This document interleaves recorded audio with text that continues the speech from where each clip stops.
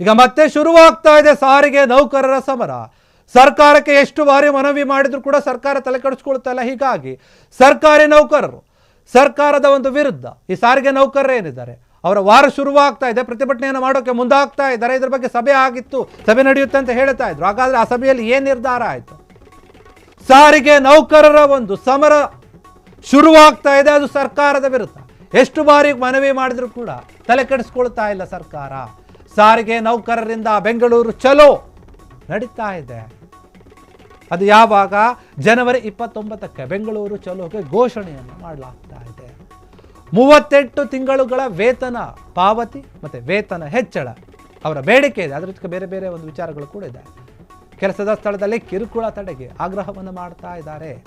ನೌಕರರ ಬೇಡಿಕೆಯನ್ನು ಈಡೇರಿಸದ ಹಿನ್ನೆಲೆಯಲ್ಲಿ ಪ್ರೊಟೆಸ್ಟ್ ಮಾಡೋಕೆ ಮುಂದಾಗಿದ್ದಾರೆ ನೌಕರರು.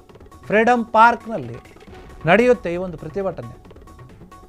KSRTC ಸೇರಿ 4 ನಿಗಮದ ಸಾರಿಗೆ ನೌಕರರು ಭಾಗಿಯಾಗ್ತಾರೆ ಈ ಒಂದು ಪ್ರತಿಭಟನೆಯಲ್ಲಿ.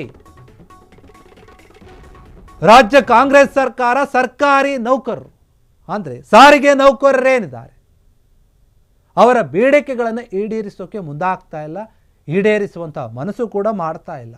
ಪ್ರತಿ ಬಾರಿಯೂ ಕೂಡ ಅವರು ಹೇಳ್ತಾ ಇದ್ದಾರೆ, ನಮ್ಮ ವೇತನವನ್ನು ಹೆಚ್ಚಳ ಮಾಡಿ, 38 ತಿಂಗಳ ವೇತನ ಬಾಕಿ ಏನಿದೆ ಅದನ್ನು ಕೊಡಿ ಅಂತ. ಅದರ ಜೊತೆಗೆ ಬೇರೆ ಬೇರೆ ಬೇಡಿಕೆಗಳು ಕೂಡ ಇವೆ. ಇನ್ನು ಕೆಲಸದ ಸ್ಥಳಗಳಲ್ಲಿ ಒತ್ತಡ ಕಿರುಕುಳ ಹೆಚ್ಚಾಗ್ತಾ ಇದೆ, ಆ ಒಂದು ವಿಚಾರವಾಗಿಯೂ ಕೂಡ ಬೇಡಿಕೆಯನ್ನು ಇಟ್ಟಿದ್ದಾರೆ.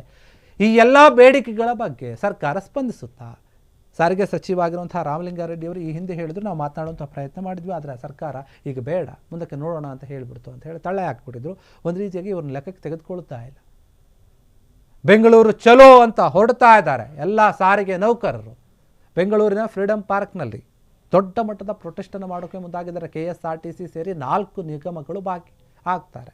ಆ ಎಲ್ಲ ನೌಕರರು KSRTC, BMTC ಏನಿದೆ ಇವರೆಲ್ಲರೂ ಕೂಡ 4 ನಿಗಮಗಳು ಸೇರ್ತವೆ ಅಂತ ಹೇಳ್ತಾ ಇದ್ದಾರೆ. ರಾಜ್ಯ ಕಾಂಗ್ರೆಸ್ ಸರ್ಕಾರ ಸಾರಿಗೆ ನೌಕರರನ್ನು ತುಂಬ ಲಘುವಾಗಿ ತೆಗೆದುಕೊಳ್ತಾ ಇದೆ. ನಾವು ಬೇಡಿಕೆಯನ್ನು ಇಟ್ಟರೂ ಕೂಡ ತಲೆ ಕೆಡಿಸ್ಕೊಳ್ತಾ ಇಲ್ಲ. ಈ ಹಿಂದೆ ಮುಷ್ಕರಕ್ಕೆ ಪ್ಲಾನ್ ಮಾಡ್ಕೊಂಡಿದ್ರು. ಆಗ ಕೋರ್ಟ್ ಬಂದು ಆದೇಶವನ್ನು ಕೊಟ್ಟ ಬಳಿಕ ನಾವು ಅದಕ್ಕೆ ಮರ್ಯಾದೆಯನ್ನು ಕೊಟ್ಟು, ಕೋರ್ಟ್ ಆದೇಶಕ್ಕೆ ಗೌರವವನ್ನು ಕೊಟ್ಟು ನಾವು ಸುಮ್ಮನಾಗಿದ್ವಿ. ಇವತ್ತು ನಾಳೆ ಮುಂದಿನ ತಿಂಗಳು ಇನ್ನೊಂದು ತಿಂಗಳು ಮಾಡ್ತಾರೆ, ನಾವು ಕೇಳಿದಂತಹ ಬೇಡಿಕೆಯನ್ನು ಈಡೇರಿಸ್ತಾರೆ ಅಂತ ಹೇಳಿ ಸಾರಿಗೆ ನೌಕರರು ಕಾಯ್ತಾ ಇದ್ರು. ಆದರೆ ಸರ್ಕಾರ ಮಾತ್ರ ಇವರನ್ನು ಮರೆತಂತೆ ಕಾಣ್ತಾ ಇದೆ. ಸಾರಿಗೆ ಇಲಾಖೆಯಿಂದ ಕೋಟ್ಯಾಂತರ ರೂಪಾಯಿ ಲಾಭ ಬರುತ್ತೆ.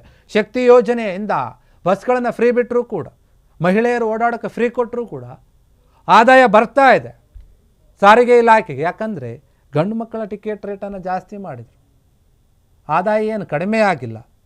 ಮತ್ತು ಅಷ್ಟೇ ಅಲ್ಲ, ಈ ಒಂದು ಯೋಜನೆಯಿಂದ ದೊಡ್ಡ ಮಟ್ಟದ ದಾಖಲೆ ಕೂಡ ಮಾಡಿತು, ಫ್ರೀ ಬಸ್ ಬಿಟ್ಟಿರೋದ್ರಿಂದ.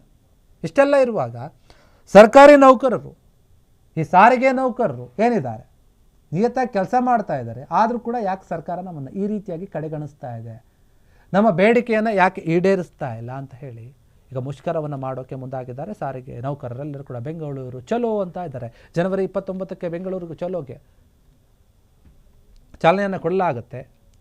ಬೆಂಗಳೂರಿನ ಫ್ರೀಡಂ ಪಾರ್ಕ್ನಲ್ಲಿ ಈ ಒಂದು ಪ್ರತಿಭಟನೆ ನಡೆಯುತ್ತೆ ಅಂತ ಹೇಳ್ತಾ ಇದ್ದಾರೆ. 4 ನಿಗಮದ ಸರ್ಕಾರಿ ನೌಕರರು ಏನಿದ್ದಾರೆ ಸಾರಿಗೆ ನೌಕರರು ಇವರು ಭಾಗಿಯಾಗ್ತಾರೆ.